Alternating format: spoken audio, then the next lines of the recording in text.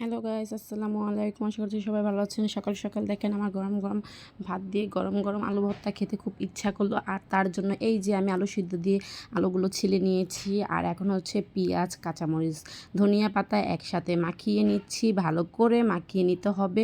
আমি খুব সুন্দর করে একসাথে মিক্স করে নিচ্ছি।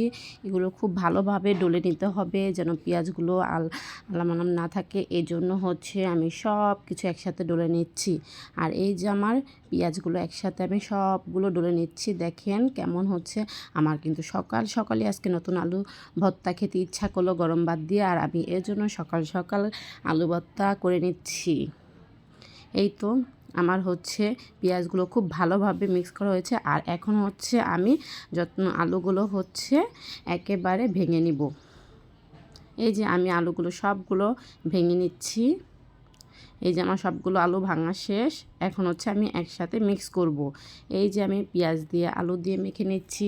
আর কাঁচা পেঁয়াজ গরম ভাত আলুর সাথে খুব মজা লাগে। কিন্তু আলু ভর্তাটা সকাল সকাল চাইলে আপনারাও বানিয়ে খেয়ে দেখতে পারেন। সকাল সকাল গরম ভাতের সাথে নতুন আলু ভর্তা কিন্তু খুব মজা লাগে, তাও আবার কাঁচামরিচ দিয়ে। আমি কিন্তু করে নিচ্ছি। এই যে আমার আলু ভর্তা পুরোপুরি রেডি হয়ে গিয়েছে। দেখেন আমার আলু ভর্তাটা কেমন হয়েছে। আর এইদিকে আমার মা হচ্ছে সিম দিয়ে বেগুন দিয়ে আলু দিয়ে হচ্ছে ছোটো ইলিশ মাছ রান্না করতেছে। ওইটা হচ্ছে আমি খাবো আজকে। এই যে আমার ছোটো ইলিশ মাছ দিয়ে হচ্ছে সিম দিয়ে আলু দিয়ে রান্না হচ্ছে। যাই হোক গাইস, আজকে হচ্ছে কেমন লাগছে আমার রান্নাটা অবশ্যই বলে দিবেন।